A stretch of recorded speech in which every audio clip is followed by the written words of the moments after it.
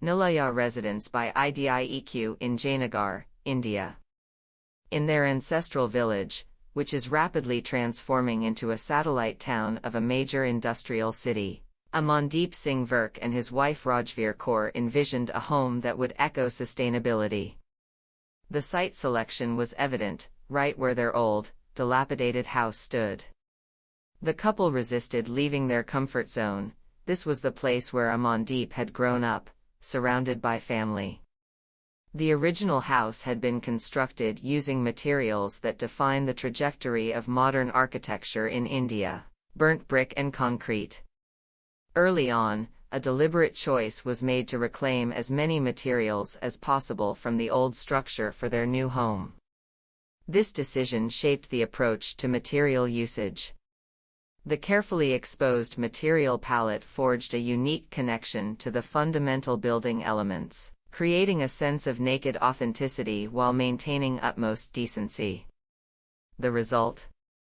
A robust, cozy, and intimate dwelling, the most cost-effective home ever built in the region. Meticulously detailed yet minimal, the natural materials and exposed structure engage in a rich dialogue with the site's elements. They express the client's affinity for an industrial, sturdy, and distinctly crafted response that resonates with the family's history and sentiments. Amandeep, a mechanical engineer, lent a hand in crafting specific details, contributing significantly to achieving the design goals. Approaching the house, one finds it seamlessly integrated with the nearby Gurudwara to the south. The path from the parking area to the entrance is paved with mosaic floor slabs reclaimed from the old house. As you step inside, a brick feature wall welcomes you into the living area, where a ceiling with a filler slab and recessed lighting adds to the ambience. The home's layout accommodates spaces with multiple qualities, allowing it to be flexibly repurposed without being confined to specific functions. The Gurudwara brings spirituality into the double-height dining area through a window on the sloping roof, which also lets in the winter sun to warm the house. The glass door, below the funicular shell, opens to the northern garden. The two primary bedrooms are on this level. The piece de resistance of this home is the kitchen.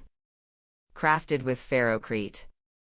Removable baskets here provide the utmost utility for the countryside lifestyle and Indian cooking.